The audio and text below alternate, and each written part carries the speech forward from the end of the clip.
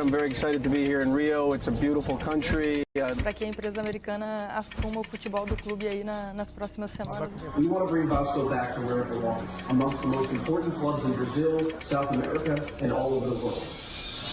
Em março de 2022, quando estava no Brasil negociando a compra da SAF do Vasco, o Josh Vander, um dos fundadores da 777 Partners, prometeu que o clássico contra o Flamengo pela semifinal do Carioca seria o último da história que o Vasco jogaria com desvantagem no orçamento. 2 anos depois, pela Série A, o Vasco sofreu uma goleada histórica de 6-1 contra seu maior rival, e essa derrota refletiu o tanto que as promessas deram errado. Além de estar perto de um colapso econômico, o Vasco enfrentava uma guerra jurídica contra a 777 pelo controle da SAF, depois de uma sequência assustadora de problemas que até hoje faz o futuro do clube ser uma grande incerteza. A 777 escondia uma podridão imensa quando apareceu como salvadora, e o Vasco era só um elemento de uma teia complexa de conexões obscuras. Cara, o Vasco é foda, né, cara?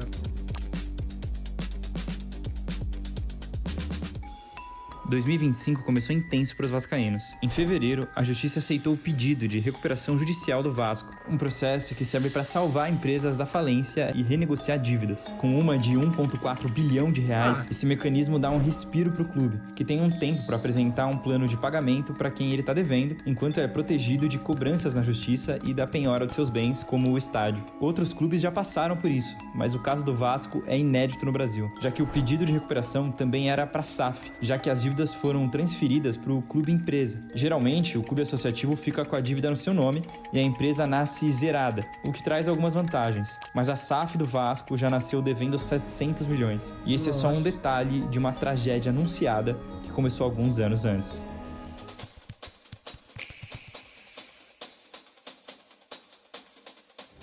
Recent investments into the international football franchises are reflective of this strategy. Because when we see the oldest football club in Italy, sure, we envision packed stadiums and future trophies too, but we see an international brand with a new story to tell. A 777 Partners foi fundada em 2015 em Miami por Josh Vander e Steve Pasqua e investia em vários setores, como aviação, seguros, mídia e entretenimento. Até pouco tempo atrás, eles eram desconhecidos no mundo do futebol. Compraram uma parte minoritária do Sevilla em 2018, mas só investiram pesado mesmo em 2021, com a compra de 99% do Genoa, o clube mais antigo da Itália. Em 2022, a expansão começou, com o Stade Liège da Bélgica, o Red Star da França e o Melbourne Victory da Austrália. Além, é claro, do Vasco. Existia um padrão de clubes com grandes histórias nos seus países, mas que não estavam nas melhores condições, e que para eles pareciam negócios com muitas possibilidades de retorno. Em 2023, eles queriam subir o nível, entrando na elite do mercado europeu, com o Hertha Berlim e o Everton. Mas as dúvidas sobre a saúde financeira da 777 só aumentavam. Afinal, de onde vinha tanto dinheiro? Boa pergunta, velho. Foi no dia 3 de julho de 2023 que a coisa ficou tensa, quando a revista norueguesa Josimar Football publicou uma matéria chamada O Mistério do Futebol da 777, investigando o grupo e revelando várias questões problemáticas sobre eles. O objetivo principal era entender como a 777 continuava fazendo compras milionárias de clubes ao redor do mundo, quando a maioria dos negócios deles pareciam estar no negativo. Eles mostraram que o grupo tinha dívidas milionárias em vários setores e enfrentavam diversas ações na justiça por fraudes e calotes. A reportagem também mostrava como o Josh Vander era problemático. Tinha sido processado diversas vezes, além de que empresas subsidiárias da 777, como a Sutton Park, que deu os primeiros lucros deles, tinham práticas predatórias e abusivas com alguns clientes. Tudo isso veio a público no mesmo mês que rolou uma polêmica na administração do Vasco. A SAF fez um empréstimo de 5 milhões de dólares para uma empresa chamada F3EA Holding, uma empresa do grupo 777, ligada à irmã de um dos donos. A aprovação do empréstimo não passou pelo conselho e levantou dúvidas sobre a transparência do grupo e sobre um possível abuso de poder. No mesmo período, o CEO da SAF, Luiz Melo, foi demitido. Ele teve uma gestão contestada desde o início, além de que o fato dele ser sócio do Flamengo quando assumiu o cargo não ter deixado a torcida muito feliz. Além disso, quando saiu do clube, ele assumiu um cargo internacional na 777, causando mais um desgaste na confiança.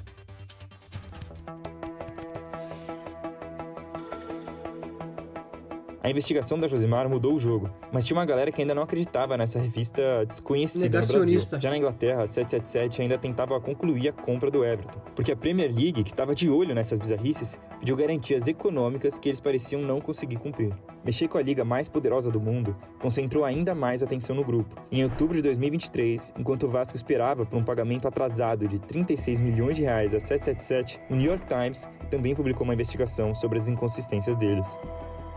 Of course, lots of questions have been asked about whether 777 are the right owners for Everton. Josh Vander afirmava que a 777 tinha no mínimo 10 bilhões de... Ao mesmo tempo que eu quero muito que o Inter vire SAF, porque não tem outra opção, porque senão vai ser pobre pra sempre, eu tenho muito medo disso aqui. De, tipo assim, se vender pra uma parada, tipo, mano... que ninguém nem sabe o que é direito, e vem 500 mil promessas e daqui a pouco é uma desgraça, tá ligado? Só piora, pá. Oi, desculpa incomodar, só deixa o like no vídeo e se inscreve no canal que isso vai ajudar bastante, beleza? Tamo junto, desculpa, pode voltar pro vídeo, valeu. Dólares em ativos e 60 subsidiárias nos setores em que ele atuava. Mas a investigação descobriu que a maior parte desses negócios dependia de grandes empréstimos, principalmente de uma seguradora chamada ACAP, liderada por um cara bem discreto chamado Kenneth King, que é até um nome bom para você guardar.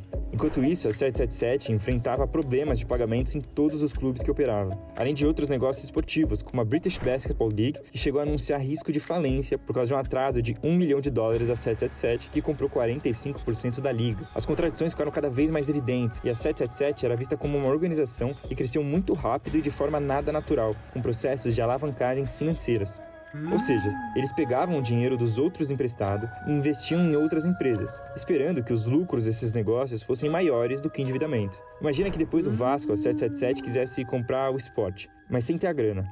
Aí, eles iam numa seguradora, pegavam um empréstimo milionário e compravam o Sport com esse dinheiro, esperando que o investimento no clube desse mais dinheiro do que o que eles pegaram emprestado, incluindo a taxa de juros. Mas pensa que essa nova compra, gerando uma nova dívida, estava acontecendo enquanto outros empréstimos estavam longe de ser pagos. Quanto maior a dívida, maior a alavancagem e maior o risco de dar tudo errado. Aquele rolê de dívidas boas, que você sabe que vão dar retorno. Só que no caso, a 777, 30 linhas atrás mandou... eles estavam fazendo isso sem a menor garantia de sucesso. Com toda a polêmica aparecendo, os clubes geridos pela 777 passaram a pedir mais respostas do grupo sobre essas revelações. No fim de 2023, Pedrinho foi eleito presidente do Vasco e a relação com a administração da SAF ficou ainda mais tensa. Pedrinho já tá sendo xingado também, né? Em março de 2024, Alexandre Matos foi demitido do cargo de diretor de futebol. Ele teve uma relação conturbada com a 777 do início ao fim, e a coisa piorou quando ele fez declarações públicas sobre o comportamento do grupo durante a janela de transferências. Com a pressão da torcida por boas contratações e muita dificuldade de conseguir os nomes desejados, Matos disse que muitas negociações só dependiam do aval da 777 e saíam do controle dele. O grupo não gostou da pressão pública causada por isso, e achava que, na verdade, o dinheiro foi muito mal gasto pelo diretor. Poucos dias depois, o presidente Pedrinho deu uma entrevista coletiva, sua primeira como presidente, que ficou marcada pela repetição da frase "eu não posso falar". Ele se referia às cláusulas que o impedia de expor questões internas e discordâncias com os gestores da SAF, criticando a falta de transparência e escancarando o clima de conflito, além de desabafar sobre a relação fria com a SAF e listar processos que ele não conseguia participar como presidente.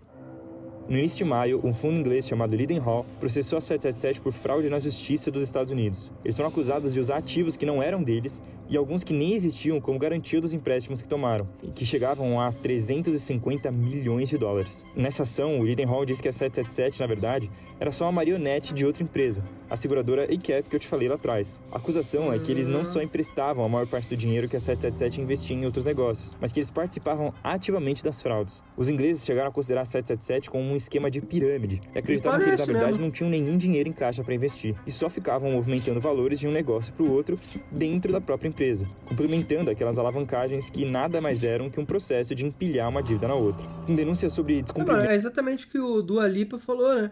É pedir grana pro agiota e apostar. Aí perde e depois pede para outro agiota e aposta para tentar pagar o que conseguir, o que tá devendo do agiota anterior, tá ligado? Os caras fazem isso de um jeito inacreditável, pô. De cláusulas contratuais pela 777 Partners e buscando ter garantias na saúde financeira da empresa, o Vasco, enfim, entrou na justiça contra a 777. No dia 15 de maio, a justiça afastou a empresa do controle da SAF do Vasco. O grupo considerou que a decisão era uma aberração jurídica e colocava em xeque o futuro do Vasco e de todo o sistema do futebol brasileiro. Mas a verdade é que a situação estava ruim para eles. Em junho, a compra do Everton foi oficialmente cancelada por falta de garantias financeiras. Em processo de falência, a 777 passou o controle de seus ativos para a ICAP, incluindo todos os clubes de futebol. E a seguradora contratou outra empresa para avaliar a situação deles, chegando à conclusão de que era melhor vender tudo. Com a experiência de uma solução rápida, o Vasco fez um acordo com a ICAP para buscar um novo comprador para a SAF, suspendendo a ação contra a 777 na justiça por 90 dias. Mas é claro que depois de tudo isso, não tá fácil de achar alguém interessado em comprar um clube com boas propostas. Apesar da 777 ter comprado 70% da SAF do Vasco, com todas essas disputas, os pagamentos nunca chegaram aos 700 milhões prometidos, e a fatia das ações que ficaram nas mãos da ICAP corresponde aos 310 milhões que o clube recebeu, ou seja, 31%, e os outros 69% pertencem ao Vasco Associativo. Para piorar, a batalha da Lidenhall contra a ICAP sobre a negociação dos ativos da 777 continuava, e do nada, os vascaínos precisaram se preocupar com duas empresas internacionais que há pouco tempo atrás eles nem conheciam. Meu Deus, cara. Na onda interminável de cobranças, a KPMG, empresa de consultoria que foi responsável por várias partes da negociação entre 777 e o Vasco, também apareceu pedindo mais 5,3 milhões de reais pelo serviço, em um processo que acabou tornando públicos os documentos do contrato da SAF do Vasco depois de 2 anos do acordo. O detalhe é que a KPMG foi uma das empresas que mais incentivaram as SAFs no Brasil, tendo muitos interesses financeiros nisso. Apesar de se tornar referência no assunto, de certa forma ela também falhou em checar as garantias financeiras da 777, que na verdade escondia uma dívida milionária durante todo esse tempo.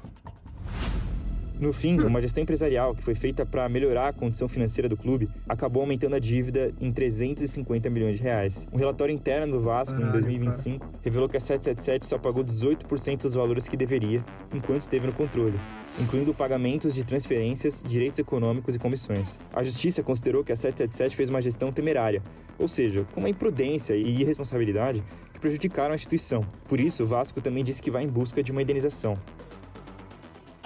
A luta está longe de acabar.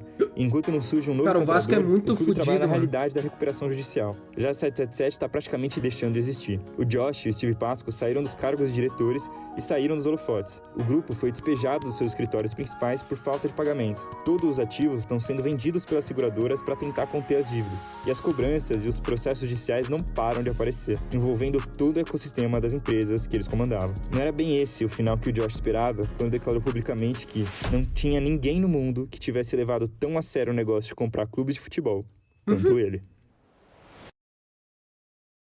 Caralho, Josh, aí é foda, meu velho. Mano, caralho, viado, aí é foda, mano. Dito isso, o Internacional tem que virar SAF. Pra ontem. Não tem jeito. Tem que virar SAF. Tem que virar. Não dá, tá ligado? Tem que virar, porra. Tem que virar, tem que fazer, velho.